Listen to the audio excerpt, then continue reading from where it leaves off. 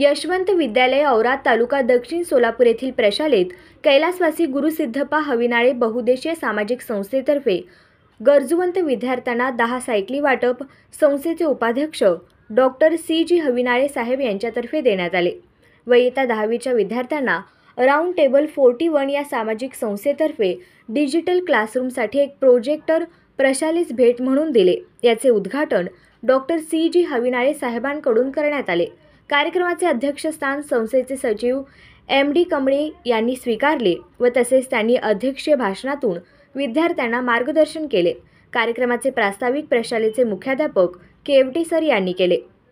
या कार्यक्रमाला औराद गावचे सरपंच श्री शशिकांत बिराजदार व राजूर गावचे सरपंच लक्ष्मण गडदे, माजी सरपंच शांतकुमार गडदे, संजवाड गावचे माजी सरपंच पंडित बुळगुंडे सावकार, माजी मुख्याध्यापक संगप्पा पाटील, चितळे प्रशालेचे प्राचार्य कोळी, अमसिद बुळगुंडे, पत्रकार श्रीकांत हाले व श्रीकांत बनसोडे तसेच प्रशालेतील सर्व शिक्षक, शिक्षिका व शिक्षकेतर कर्मचारी व विद्यार्थी या कार्यक्रमाला उपस्थित होते।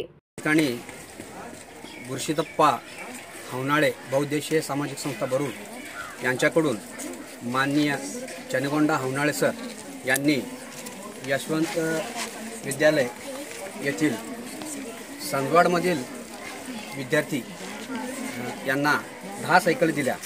त्याबद्दल मी यशवंत विद्यालय स्टाफ आणि यशवंत विद्यालय शाळा व्यवस्थापन समितीकडून आभार मानतो। पालक म्हणून मुलींच्या ज्या अडचणी होत्या, संजवाडपासून ही शाळा जवळजवळ 1-1.5 किलोमीटर आहे।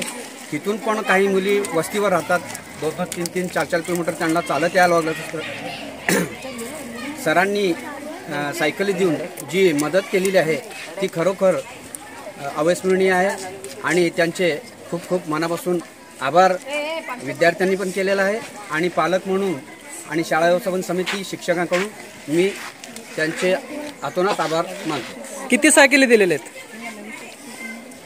10 सायकली आज त्यांनी मुलींना वाटप केलेला आहे। वाटपाचा कार्यक्रम झाला।